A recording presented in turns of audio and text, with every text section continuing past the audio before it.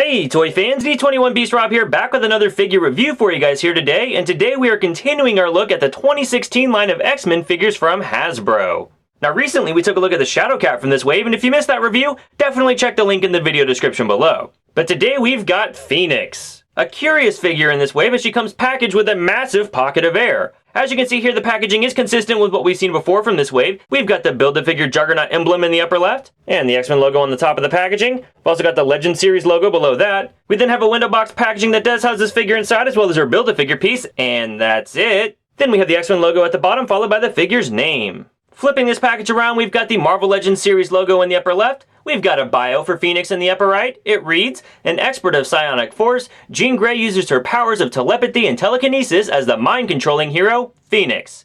Huh, nothing about cosmic possession or fire. Perhaps Hasbro meant to make this a regular Jean Grey figure?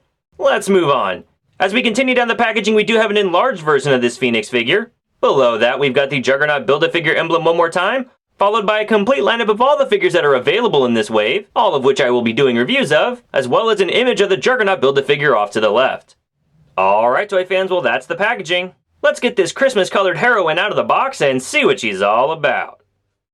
Alright toy fans, so here we have Phoenix out of the packaging. Now just like Iceman, this character first appeared in X-Men #1 way back from 1963, written by Stan Lee and drawn by Jack Kirby. But she didn't actually adopt the costume you see here until she was possessed by the Phoenix Force in the legendary X-Men #101, written by Chris Claremont and drawn by Dave Cockrum. Now this isn't actually the first time we've received a Phoenix Force Jean Grey. We actually got one back in the Toy Biz days, and while the figure does look a little ugly by today's standards, I do actually think the original Phoenix figure has a better head sculpt and hair sculpt than what we're seeing here in the new Hasbro version. But assuming that Hasbro meant to give us a regular Jean Grey figure, this actually wouldn't be the first time we've received one of those either. We did get the 90s Jean Grey back in the Rocket Raccoon wave of the Hasbro Marvel Legends figures. And you'll notice the hair sculpts on both of these figures are the exact same. Now I do like that the new Hasbro version of Phoenix actually has a paint wash running throughout her hair. I think that's an excellent detail. I wish that this figure would have had that, but they weren't really doing that back then, not so much anyway. Coming down the figure though, we've got some very clean, very simple paint. We've got the gold Phoenix emblem on the chest, with black paint applied for the collar of the outfit. Otherwise it's just a green plastic. We've got gold paint on the biceps to continue the detail of the gloves. Around the waist we've got a soft, pliable gold plastic for the sash. And unfortunately this figure does have heels sculpted on the bottom of her feet. Now that is comic book accurate, but I much prefer the flat feet on the Toy Biz version of Phoenix, as it makes her much easier to stand. So with all three of these Jean Grey figures in a row, you're probably wondering, have we finally found our definitive Jean Grey figure for our Marvel Legends collection? Personally, I prefer the costume detail of the 90s Jean Grey figure, but I do think the head sculpt is a bit weak on that figure. And I do think that Hasbro has the better Phoenix costume implementation, and the joints aren't nearly as big of an eyesore as they are in the Toy Biz version. But I think the Toy Biz version has the better head sculpt of all three of these figures. Couple that with the fact that the Hasbro Jean Grey's got heels, and I'm just not overly satisfied. I think Hasbro's getting closer, but I still think they have a bit more work to do.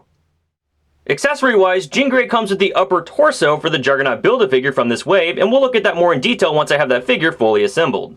Outside of that, she just has that wonderful air bubble that I mentioned earlier. Why she couldn't have flame effects or a flight stand is beyond me. When characters like Deadpool in this wave come with tons of accessories, I don't see why they couldn't have removed one of his make-believe guns so we could get a bit more to chew on with this Phoenix figure. But hey, if you do happen to have that Toy Biz Phoenix figure from so many years ago, you can always loan out her Firebird stand to this Hasbro Phoenix and get some pretty cool poses going on. Plus, it even helps her overcome the high heel issue that she's been sculpted with. Articulation-wise,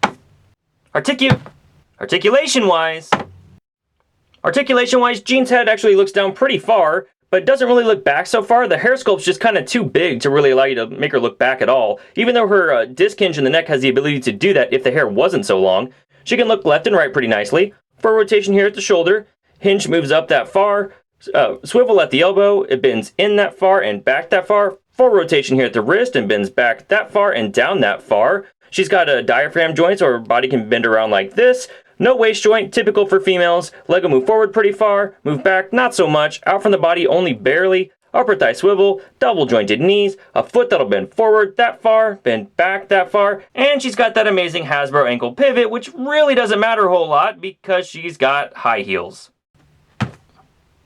Height-wise, Phoenix does stand right around 6.5 inches tall. For some size comparison, here she is one more time compared to some of the previous Marvel Legends Jean Grey figures we received. And here she is compared to some of the Cyclops figures we've received over the years. And finally, here she is compared to some of the Wolverine figures we've received over the years. Dibs? Back off, bub. I ain't sharing. The lady's with me, bub. Oh, yeah? Yeah. Enough! I am the guardian of the universe, and I shall be nobody's property! Well, you guys up for a game of poker? Nah, sure, why not? Alright, toy fans, well that's my review of the Marvel Legends Juggernaut Build-A-Figure Wave Phoenix figure released by Hasbro in 2016. Overall, I think I've made my feelings on this figure pretty clear throughout the review. If you don't already have a Jean Grey figure in your collection, you're probably going to want to go ahead and pick this up to fill in that hole. If you do already have a Jean Grey, I don't know that it's worth picking this figure up to replace the last one. But if you're an X-Men diehard like I am, I say wait until you can find this figure on sale. Well, thanks for watching this review, toy fans. I hope you enjoyed it. Which Jean Grey figure that we've received so far has been your favorite? Let me know in the comments below, right after you do me the huge favor of giving this video a big thumbs up. You can always keep up with me on Twitter and Instagram at D21Beast, and I'll see you guys next time.